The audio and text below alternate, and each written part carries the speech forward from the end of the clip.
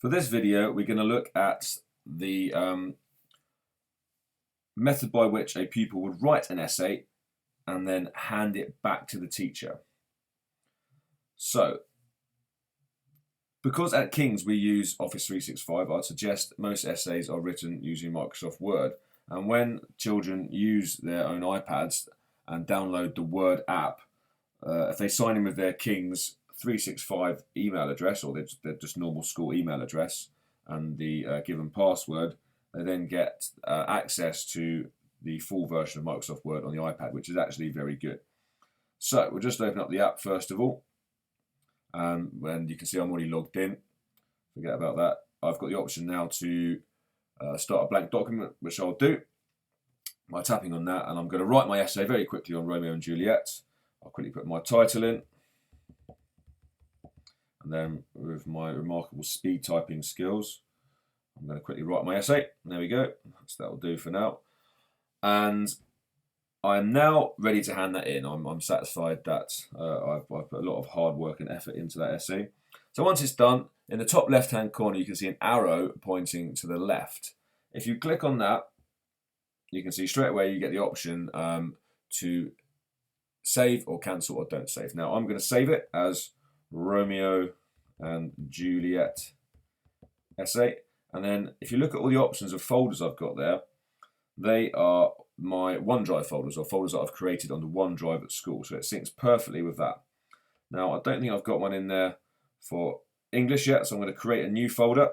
I'm going to call it English, and then hit create. And then if I scroll back to the top, it should be in alphabetical order, so you can now see I've got English.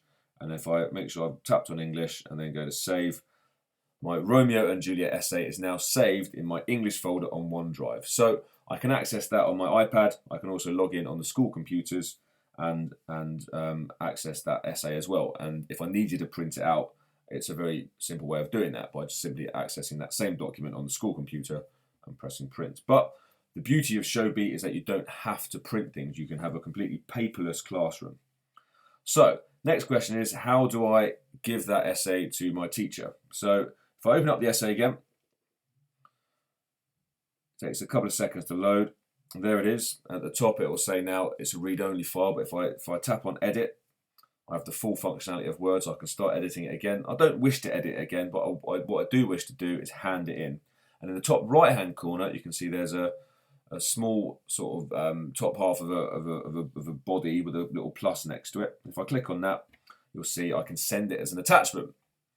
Now, if I click on send as an attachment, I can choose to send it as a document or a PDF. The difference being a document is something that can be edited, whilst a PDF is locked. So I'm going to go for a locked PDF.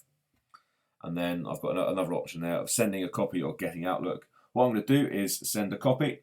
And you'll see now I get the options of how to send it. I could email it, but what I'm going to do is use Showbie, because Showbie is specifically built for teachers, and therefore when the teacher receives this document via Showbie, they can provide feedback in a variety of interesting ways. So I'll hit on Showbie, and then you can see that it's clever enough to realize that the only